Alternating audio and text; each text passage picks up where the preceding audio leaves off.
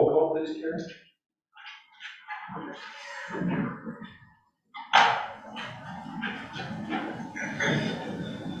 Excuse me a moment.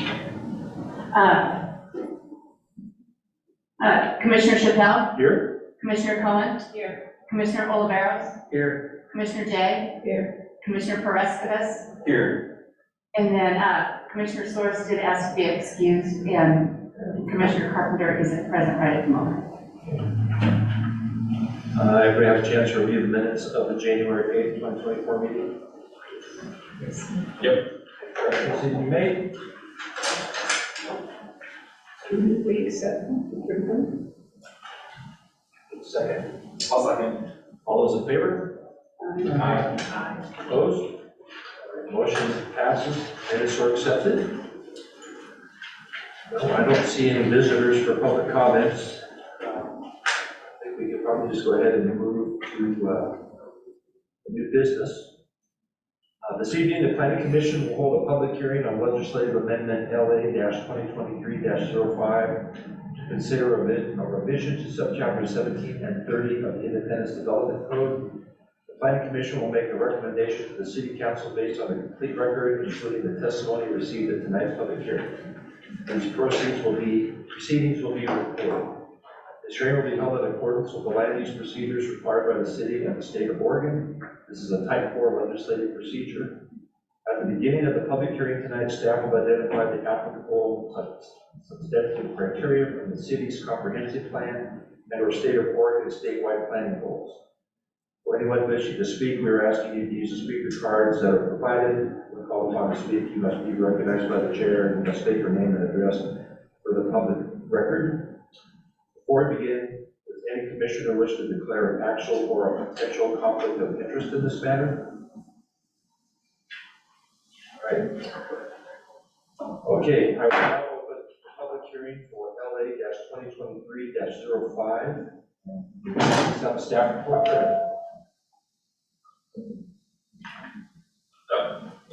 Hit the wrong button. Oh, okay.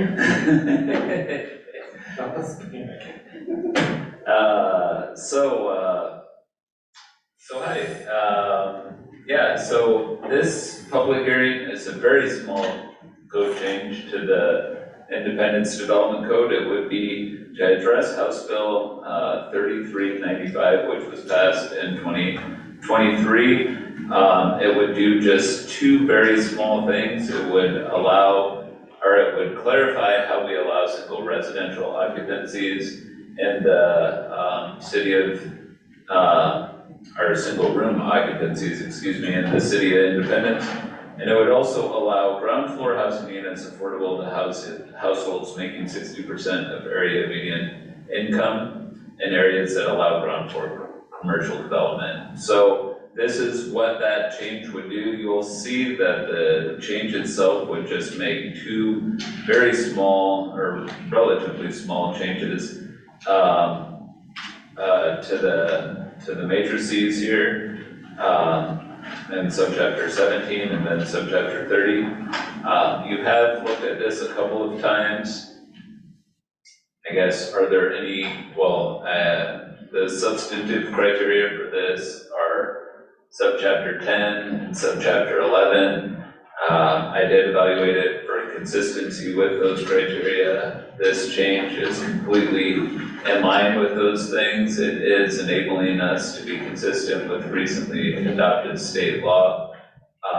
There's that law itself contains a whole bunch of various provisions, and just based on that, we only need to make a couple of small changes. So it's consistent with our comprehensive plan, the zoning code, all that sort of stuff. Are there any questions that you have of me? Was this a population-based requirement, or was this a front, or do you know, for the bill? You know, when we originally talked about this, I did bring in those sections. I'm sorry. But I can't quite remember exactly. It doesn't, it's not important. Yeah. I just couldn't remember.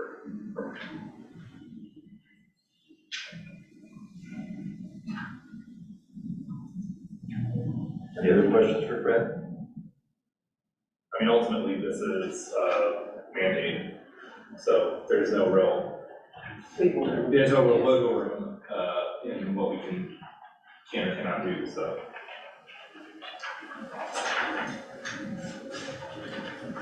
Well, we'll move on to the testimony. So if there are no objections, I will now close the public record and public hearing. I will just say, just real quick, that it appears that the commercial portion applies to everybody.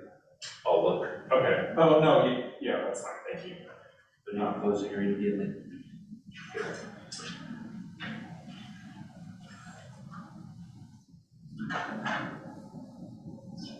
So who's going to be the right one to the motion? Fred, I do have a question, because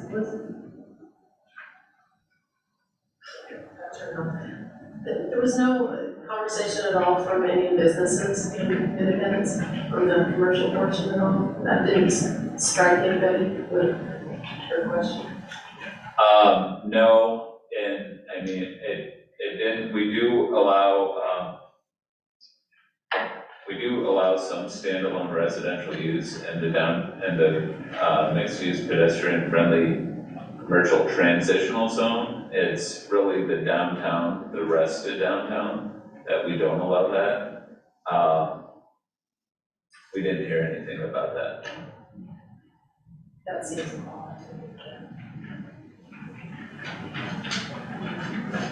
Well, it's not allowable use, not a requirement, Yeah. so. Exactly. Right, yeah. It's another allowable use in that matrix. If somebody takes it, they'll do it. If not, I guess not. Not a mandate. Yeah, Right. right.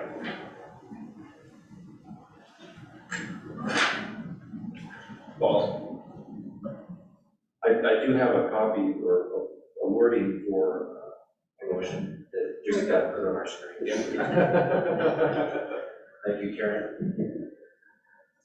I move to approve file number LA-2023-05, recommending to the City Council the amendment of the Independence Development Code to implement changes to subchapter 17 and 30 to meet requirements of Oregon House Bill 3395, adopting findings and staff recommendations as provided in the staff report. I'll second that. All those in favor? Aye. Opposed? Motion passes. It does also appear that single room occupancies just apply across the board. Yeah, it says within an urban growth boundary. Yeah. So. Okay. Cool. And so the other public hearing that we were gearing up for, that one about the 4,500 square foot lots, we are trying to do some additional work to make sure that that is fully baked by the time it gets to you folks. So we're looking into addressing and just making sure that everyone upstairs is comfortable with how we're doing that. So it will come to you at a certain point. We did put on there the March meeting, and I'm hoping that we can make that. Well, moving right along, we can move to other discussion information items and have central townage plan. Perfect. So for those of you, Okay, so I need to be able to figure out how to do this, sorry. so for those of you who weren't, did anybody tune in to the council meeting the other day? We do have some boards out in the lobby that look very nice. Our consultant for the project has been hard at work. They did give a presentation too to the council at their last meeting, and these are some of the slides for the presentation. I guess I thought it'd be beneficial just to show you some of these things so you're kind of up to date on where the plan is. We have done we're starting our second sort of round of outreach for the project. The first round, we did hear a lot from folks like kids. We've done tons of stakeholder interviews where we're going out and talking directly to property owners and whatnot. Scroll down through a few pages, Karen. just skip a lot of this stuff. They have a number of boards, all that sort of stuff. Maybe that engagement takeaways page, if you could go there. We have heard a whole ton about things like mobility, and safety for folks getting around. We've heard that it's very hard to cross Monmouth Street, which is not surprising. We've heard too that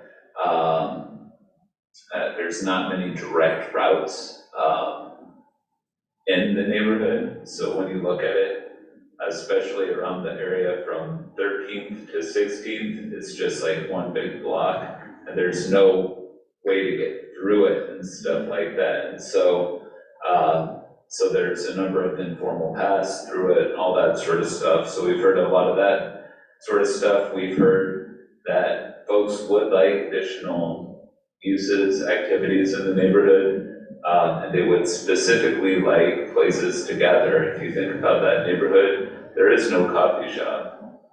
There's Brooks and Terry's.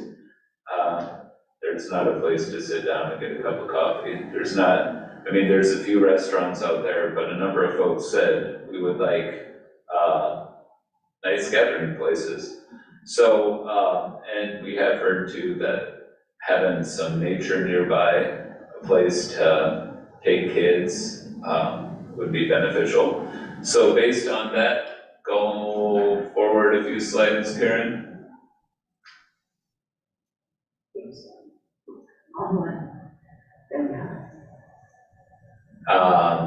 They came up with a project vision, just making it a vibrant, cohesive hub, making sort of embracing the school as the center point of this community, making it just really bolstering what's there right now is really the goal. So we'll go ahead and go down. So they started fleshing out some design concepts to try and make this happen. Go down a few more. Aaron, this is sort of showing some of their existing conditions. As you can see, the street network is kind of sparse. Kind of sparse. And so it really does make everything through the neighborhood happen on Monmouth, which is driving what a lot of our issues out there are.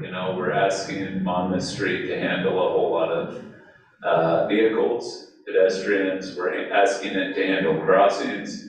We're asking it to handle turn into parking lots, turns out of parking lots, and the trolley as well.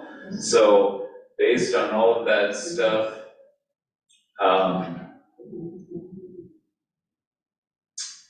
go ahead and go to the next one there, Karen. Next one. They started drawing out just some concepts to really start trying to articulate what can be done. And so they've identified things for strategies for Monmouth Street. They've identified a new East Street connection, which would allow folks to travel sort of south of the Central Plaza Shopping Center and provide potentially a different way into Waremart.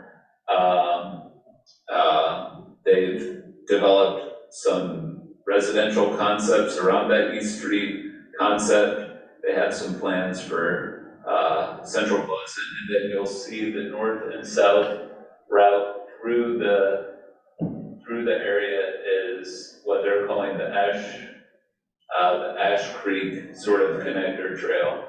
That would connect down to, this is Southwest Crossing, which you folks reviewed a few years ago.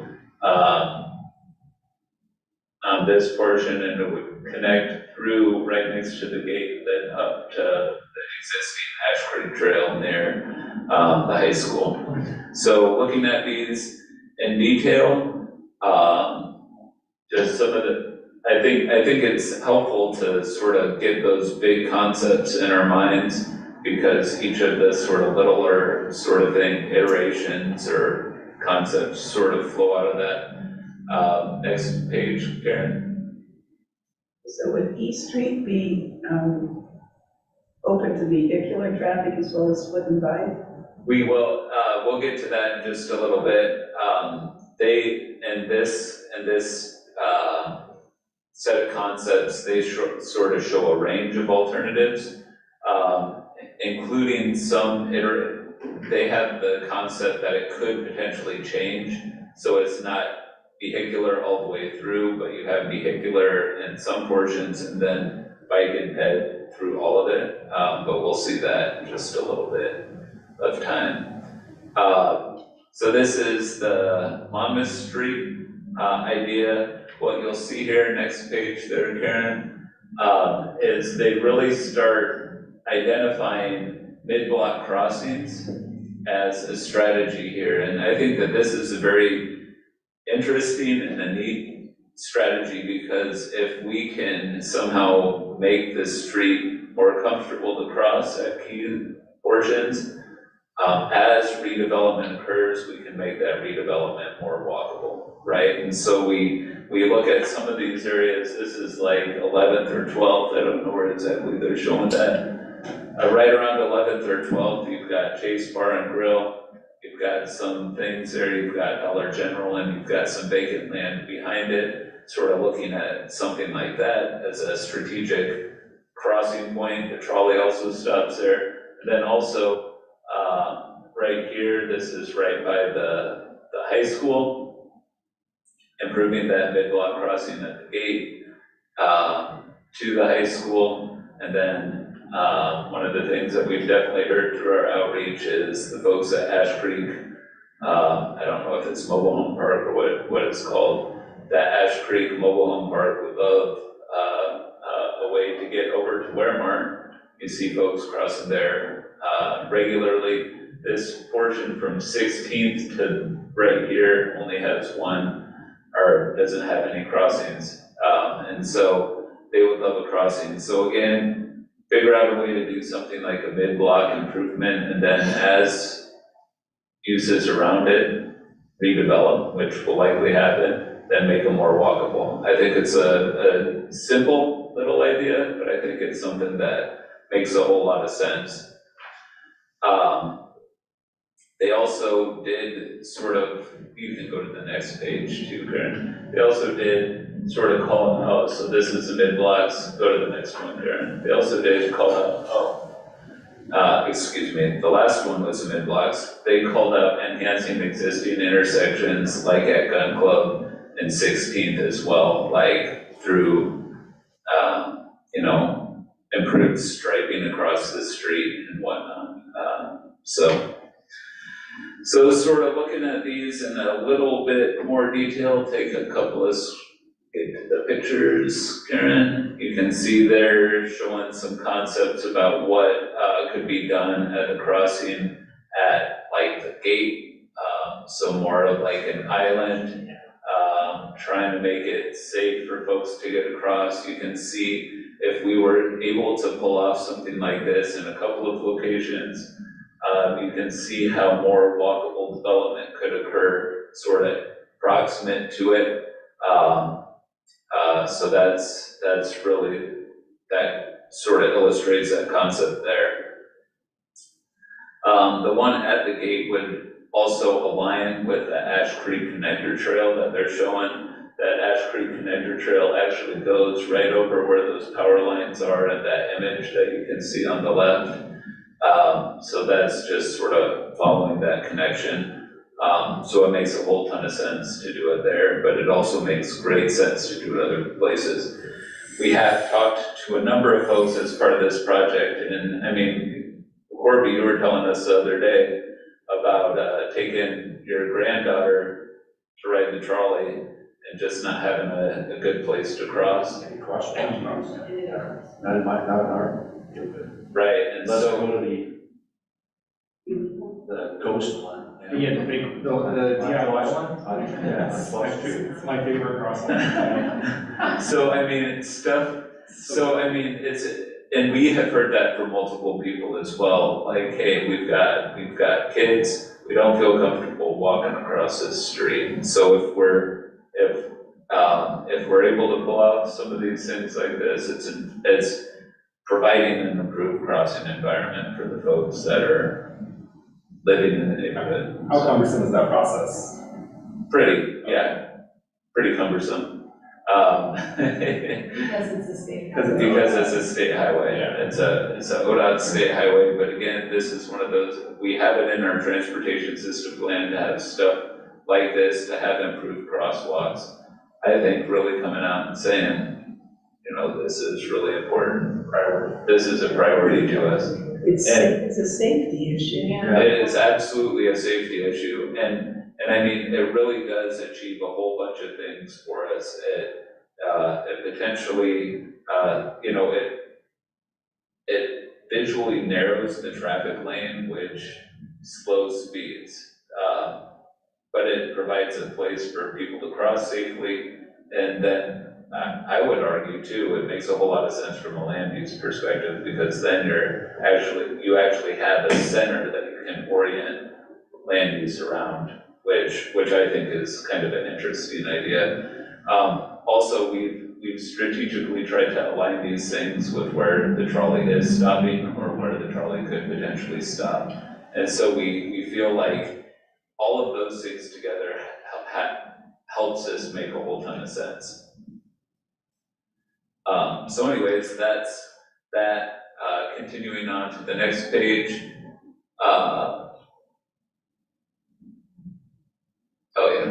You can see that just enhanced striping at some of the intersections is something that they're recommending as well. One thing that they did call out, and that they're exploring it a little for us, go ahead and go back one page. The idea of a shared use path, sort of trying to figure out how to combine the existing bike lane and the existing sidewalk to make it more of a single facility. Whereas right now we have it's 6 feet. Oh, it's 8, I think it's 8 feet on the sidewalk. And it's 3.5 or 4 feet in the street. And so if you could figure out a way to somehow have them work together, potentially that makes sense. They're looking into that for us. I don't know how easy that is. I'm not an engineer, and I know that there's the considerations regarding water. The other alternative that they show is, go ahead and scroll to the next page, Karen, is doing what the TSP calls for, which is more of trying to like reallocate this lane space just a little bit. Like the center turn lane right now is 13 feet.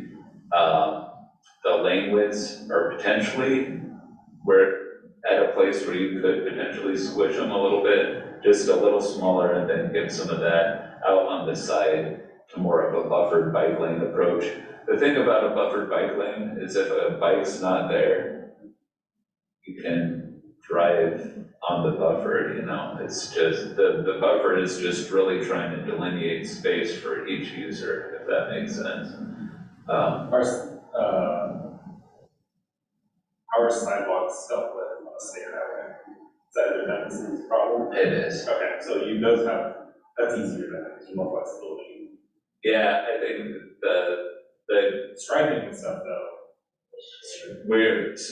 so striping is something that we would just, if that's the way that we want to go, the next time ODOT does a striping project, we say, we want you to stripe these things smaller than they are currently. Okay. The shared use path one is far more challenging. Yeah. Because you're That's construction. it's construction, and you're changing how the stormwater. Oh, right. Okay. You know. But Fred, with the buffered bike lane though, I mean, even driving around in Salem where there's designated bike lanes, I always see vehicles riding them and treating them as if they were turning lanes. Yeah, I mean, that's, Especially when it's downtown. Yeah. Yeah. I think that's a good point. I think that the value of a bike lane it's really there if people are in it, you know? It's like, if people aren't ever in it, then a lot of times people just feel fine driving on it because they never anticipate people there. I tend to think, and I've always been of this opinion, we are a flat, you've heard me say it, I'm sure, we are a flat college community. There is no reason that bicycles aren't all over this place. I tend to think that the reason it's not that way is because we've just provided them such a poor bicycle infrastructure. I don't know.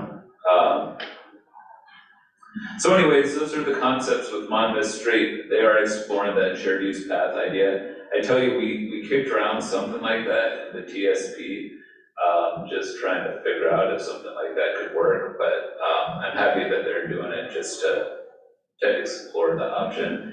When I went on a little, it was like a bike infrastructure tour up in Portland. It was like a class, like learn how to design bike infrastructure. We went out to, I don't know, Gresham or something, I don't know.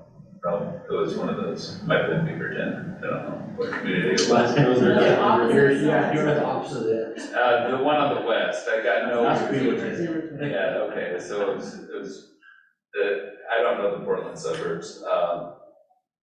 Yeah, so the one on the west, we were riding around out in suburbia out there, and they had some of those shared use path ones, and you get on it, and you're like, this is sweet. This is like a very nice treatment for handling bikes.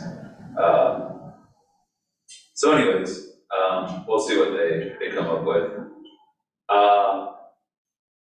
Go ahead and go to the next page there, Karen. So one of the key ideas, though, is this whole idea of connecting East Street. And it's kind of, I mean, it is an important thing when you look at our land use. When you look at our vacant land use, and I should have brought our vacant land use map. We only have like 2 or 3 vacant commercial properties outside of downtown in the city. And 2 of them, or at least at any sort of large scale, 2 of them are in this district right here. And so by connecting East Street, we could potentially open up some of those properties that are back behind things like First Baptist Church, things like back behind Calvary Chapel, things like behind Independence Health and Rehab. And when you look at it, it's a fairly big area back there that could potentially be opened up for new development. Not only commercial, but then there's also some high-density residential zone back there as well. So this was something that came out of the TSP. We identified it as a pedestrian connection that could go from essentially right over here to downtown Monmouth, right at the gate of Western Oregon University. East Street in Jackson, they line, it's a straight line. When you look at it, it goes from, literally right out here, all the way to the front door of Western Oregon University. And so that's where the rail line used to run. And so when we looked at it originally, we were like, that's the connection to make. So There's a house in the way now. what one is in the way? If you go, after you cross Monmouth Street and go east or go west, you run into a house as you try to get to Jackson Street. There's not an open path any longer. So go ahead and pull up the Google Maps there. On the side? On the Monmouth side, Yeah. behind, just to the south side of the Lutheran church there. Back, if you're going east on Jackson, you run into the house. You get in. Okay. It's, Just for interest. well, we can look at it. If any building is in the way, it's that new county resource center. So, but, I mean, you could, go just slightly around that thing through the parking lot. I'll say that regardless, even if Monmouth doesn't elect to do the project with us, I'm convinced at this point it makes a whole ton of sense for us. Yeah. Part of the reason is it connects that part of town to downtown. Also, it provides some improved connectivity, because you'll remember with my original statement about Monmouth Street, everything's trying to handle, or Monmouth then has to handle everything.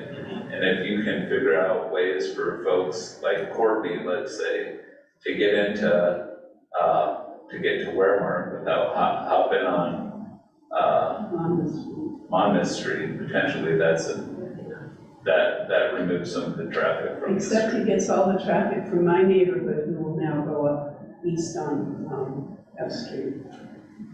And jiggle around to get to E, It's probably true. because there's not. Well, if they just adhere to 25 miles per hour, I would not have a problem. Yeah. Becky said that day she had to go to the barn, she drove down, yeah, right, but I said, you probably drove 25. Not 50, 45, whatever seems to be, yeah. And then the 2 or 3 cars that, there's gotta be decibel rating limit in this town. There's a couple cars. When you can hear them from my house, and they're like going across the bridge. Yeah. There's Can you 2 in hear particular, my black car house? with a little thin thing on the back that smokes like crazy. I'm hoping he blows up his motor. And then you won't have that car, you'll probably get something else, a little white Ford thing that,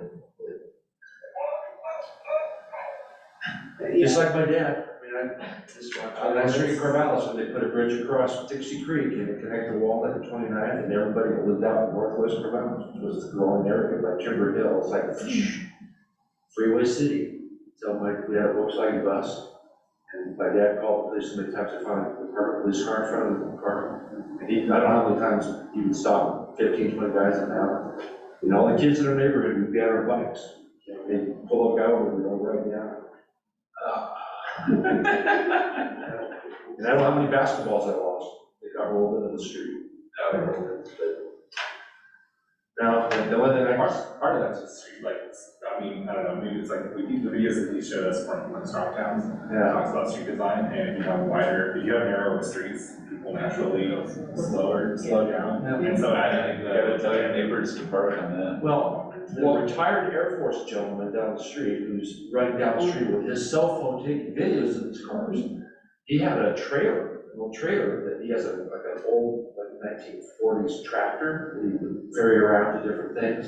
And he had that parked there, but the police department told him you couldn't park it on Randall. He's parked it over there on 10th by the fence to the tire place. He's parking on the street. On the street, but see, and then Randall does make a little jog.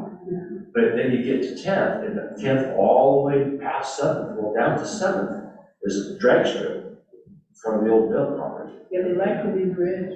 Yeah. Yeah, it's, I don't know exactly what you were trying to look at, so I gave up. I can, you want me to? Sure, if you want to come over. Oh, okay. Oh. People Ah. I have to ask, why did they make that bridge on F Street so big? In anticipation that the bridge on Monmouth Street will collapse? I mean, and you still Yeah. need to get a fire truck across? Yeah, I was gonna say, it's probably just emergency. Yeah, I don't know exactly. All right, so you can see here, I'll just show you this right here. So, East Street, or this is Jackson, right? So this drops you off when I'm at Jackson and Main, I'm right there, right? I'm at the center of the campus. Right. When you go down Jackson all the way, There's that house. there's a backyard, There's a house in there, in those trees. and this, see, you can, and I've talked, But you can jog You can jog through Right. Faith Lutheran right here.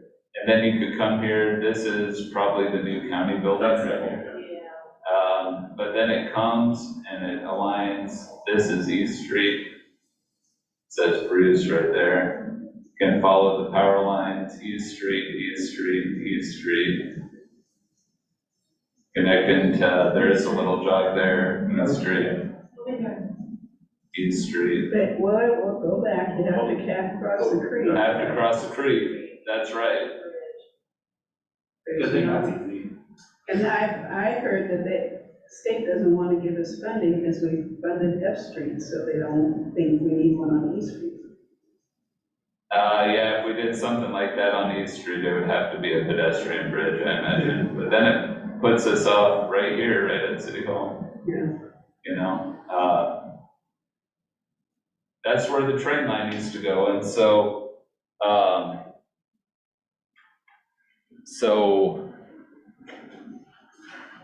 I don't know, so we think it makes some good sense to, you know, even. Well, the timeline's not like 2 years to like get this done. Oh, yeah. This would just inform all the other Oh, yeah. updated TSPs and all the other things. It would become a priority list project, not a Right. imminent.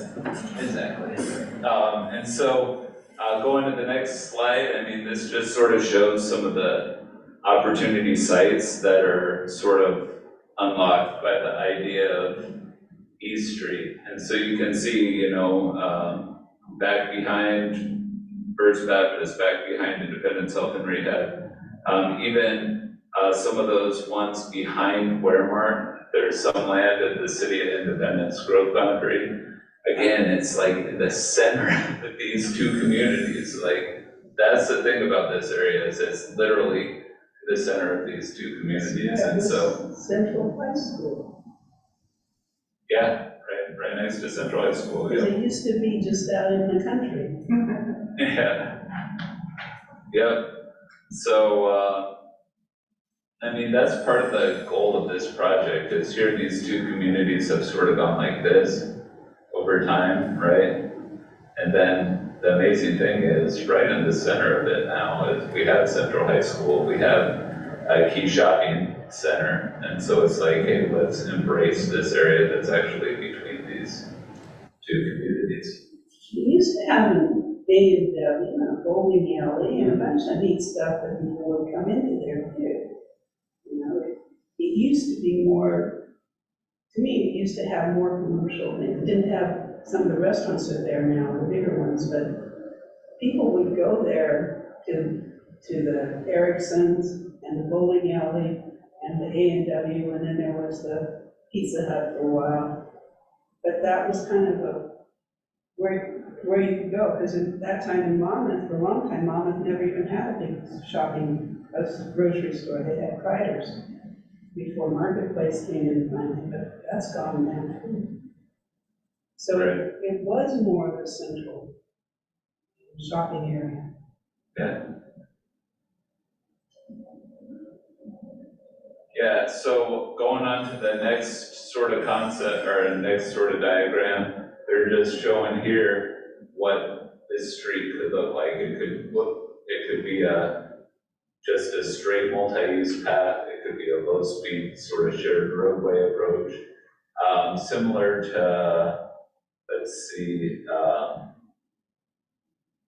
similar to something like Alpine up in McMinnville. Have you folks seen that? Or it could be more of a complete street sort of approach. And on the next page, they show how you might actually mix and match that idea in various portions, which makes good sense, and then it doesn't make it a thoroughfare. Plus, then you also don't have, you have less issue crossing the creek and whatever else, you could actually get it done. Yeah, If you were gonna build a walking path that just started connecting the dots. exactly. Yeah, that makes a lot of sense. Exactly. So that's the East Street connection. In doing that, they do show a diagram of what it could be for the complete street. Go ahead to the next one. You'll see there what that might look like. It's probably gonna be a little narrower than that. Go to the next one.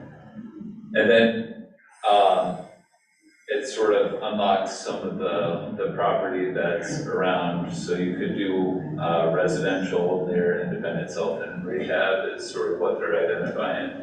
And then you could, do some mixed use or whatever it might be, behind the Calvary Chapel site. Behind First Baptist, they do show, a park, because right now First Baptist owns that land.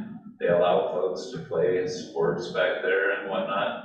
And so, and they don't have any intention of either selling it or, getting rid of it in the short term or in the near term. So, There are a lot of kids in that neighborhood to the south there. It'd be nice to have a park. yeah, and so it's, that what they're showing, it's just something, someplace where folks are, you know, working with First Baptist to try and make something like that work.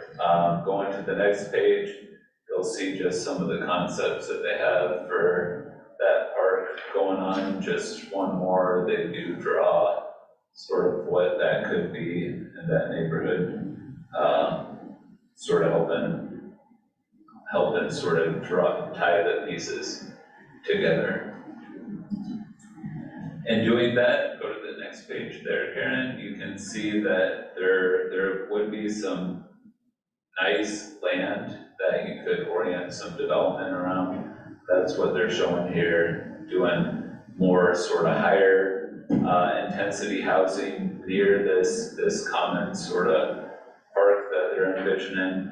Then further out along East Street, go to the next page, Karen, they're showing sort of smaller scale stuff to more complement the more single family nature of the other East Street areas. So that's what they're showing here.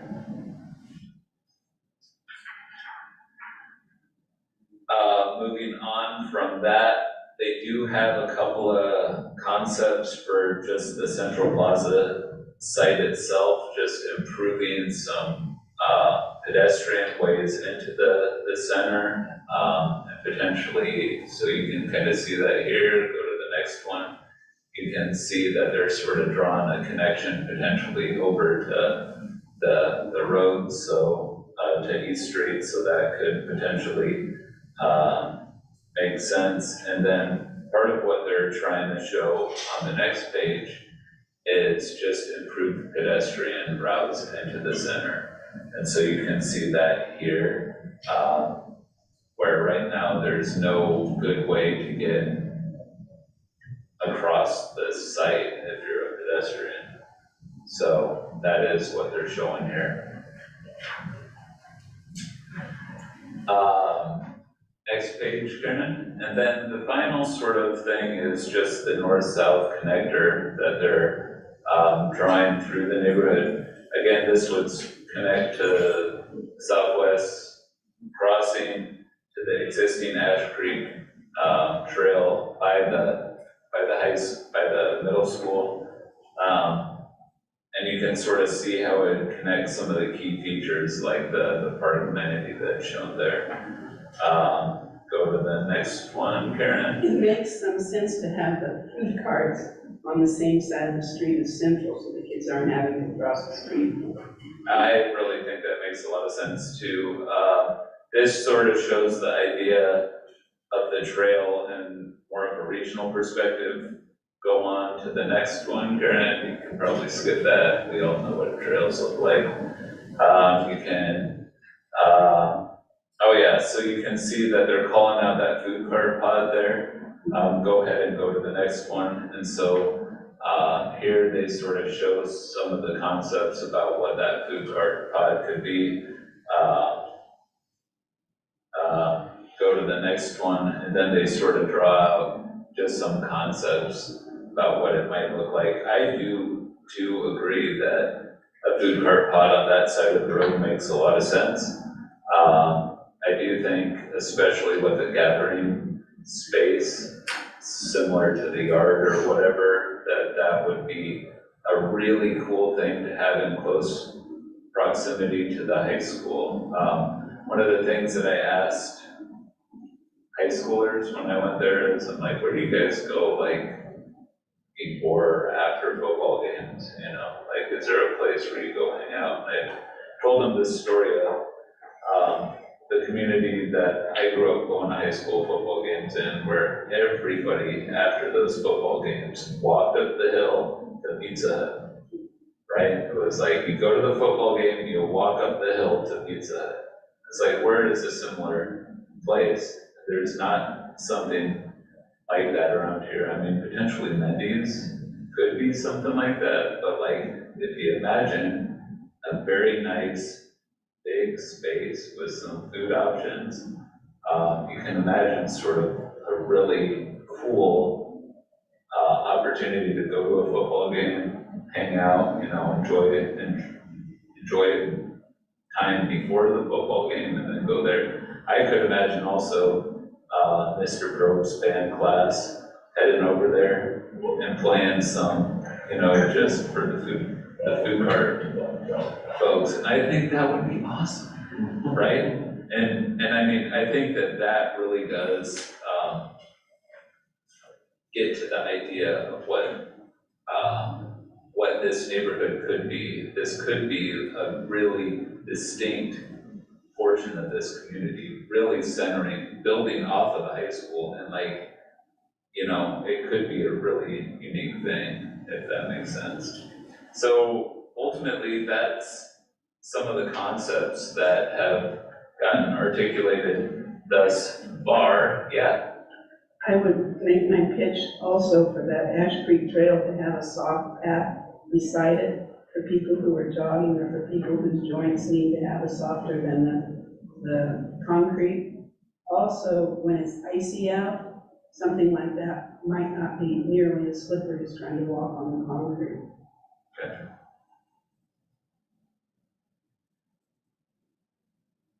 So that's really where the plan is thus far. From here, they're gonna start developing strategies for implementation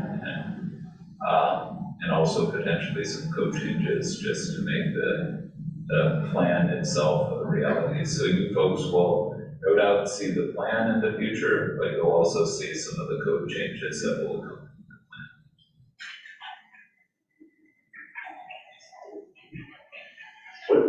Overall, Well, you know, the concept down to final completion is 15 years, 10 years, maybe? Sooner the better. Sooner the better, I think. I think it depends on, was that, oh, this is the timeline. What I would say is it depends on a few things. One is like, I would say grants. So we do anticipate pursuing grants to get things like roads done. If we're able to get those grants sooner rather than later, I would say that's a favorable thing. Also, I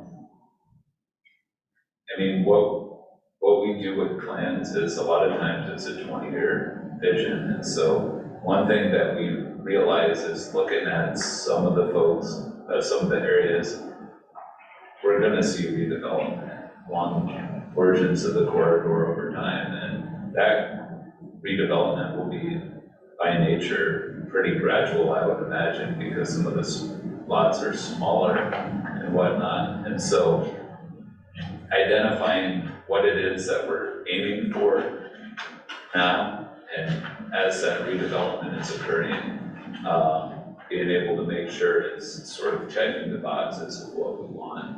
That's really what we're gearing up for.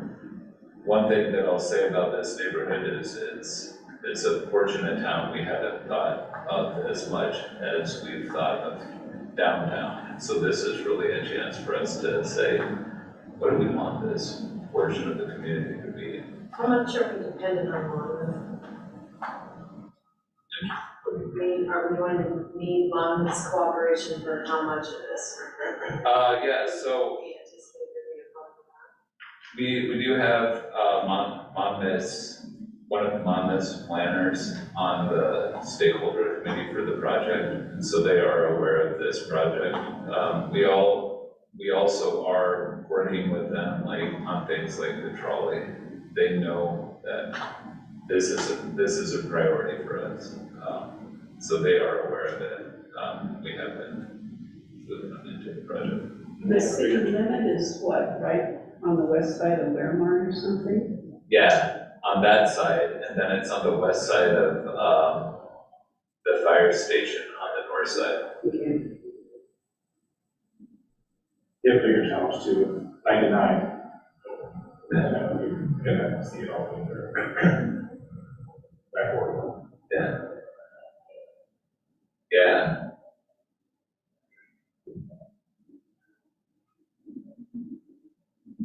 All right. Anything else we need to discuss?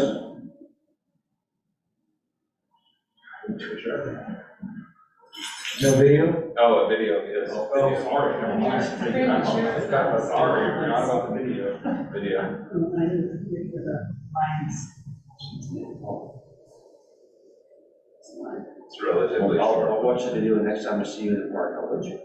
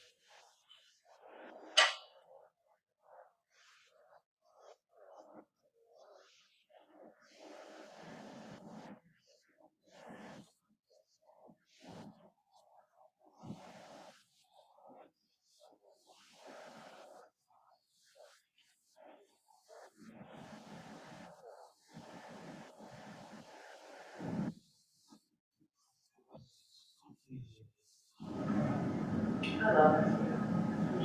I hate it. And my husband hates it. Hate it. I've never been to one. All right, so why would I show you guys something like that? Why would I show you folks something like that? Well, it's traffic, I mean, it's sort of the path, It's the same. it's the same kind of The concept, same the path concept. is how you get through a city. Yeah. Our data is probably not as. Sophisticated. Well, and then even I was thinking like traffic impact study, how, what those look like in terms of Yeah. how you actually track people, because we track cars, right? We don't traffic, you know, it's all car We traffic. do it the expressway or the racetrack. Yeah, right. How is our town set up for that? I love it. I guess when I was thinking about it is what, I was specifically thinking of like downtown and just like Yeah. making, Pedestrian traffic? yeah, pedestrian traffic and making sure that people are able to linger in downtown. Or, because, I mean, I think that that's right, the more time you spend, the more enjoyment that you have, the more you're gonna spend in the community, and I think that's, I think that that's really true with downtown, right? So making sure we have a good, experience and all that sort of stuff. I will just say, like, one thing I think about a lot is how do we get people over to Second Street and then like down Second Street? Because when you leave Main Street, you have like C Street, which goes down, but then when you're on C and Second, you're like, you don't really see a whole lot of stuff going on. You might see a couple of food carts. It's like in the post office. Yeah, the post office, but it's like, there's not a whole lot of stuff, and as stuff is moving away from sort of what has traditionally been the core, how do we then get people to those new things? Yeah. And so that's something to think about too, but I think the main principle that I thought from this was, how do we get people to linger, stay, enjoy, and ultimately, as part of that, then spend, how are we creating our shop experience? Exactly. Oh, I see what you're saying. Are we displaying? Yeah, I go right to Goods like, and services? yeah, I go right to like a Main Street strategy where you focus on the facades and sidewalk bump outs and safety, I mean, it's a safety and comfort kind of thing. I mean, but I mean, also, I love that. A beautiful storefront is beautiful, man. When a storefront looks good, it is so nice. I think that our downtown has really improved with some of our storefront presentations down here. Just with some of the new tenants. Oh, yeah. I think it's very, very nice.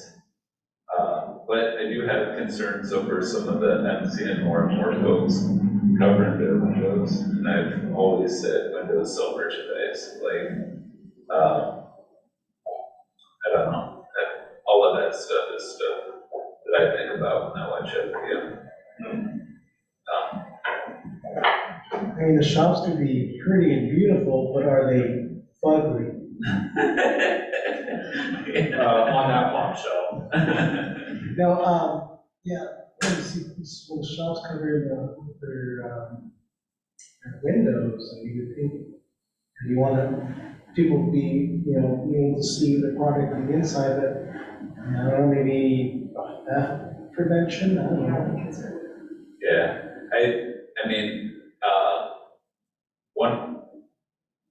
Yeah, I mean, I think that that's true. I think that some people don't even think about it sometimes.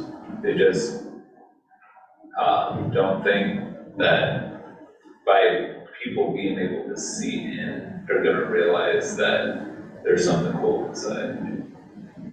I don't know, some people, I just don't think about it.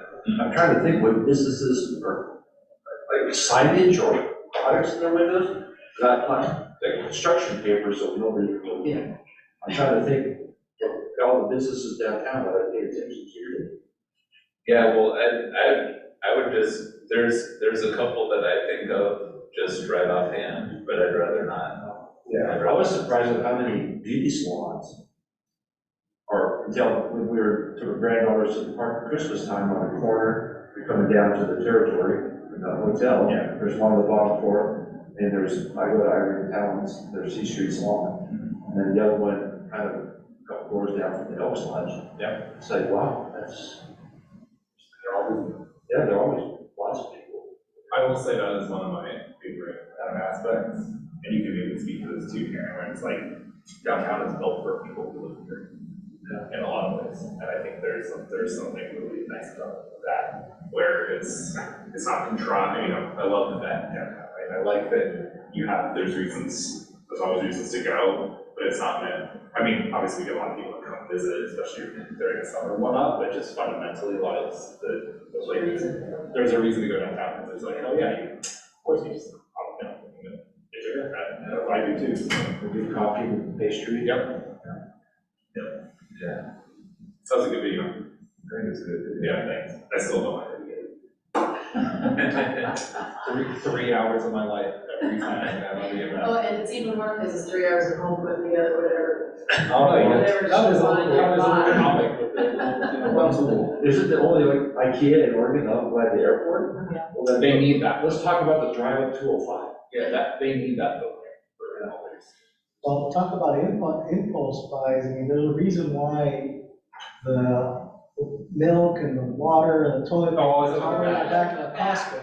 Yeah, every grocery store. Yeah, They make you walk through the whole thing, you get there, and move things around so that you are, look at all looking, you might run Just into trying to something. find the milk. I would hate that, I hate the cycle, just as I know, yeah. It's unconscious, right? They're still using it on you, even though you're. Yeah. Don't even get me started. It's funny because I know that in stores, the majority of people, they enter right, Yeah, and so when I go into a store, Always go left. I always go left. of course. Not even a little bit.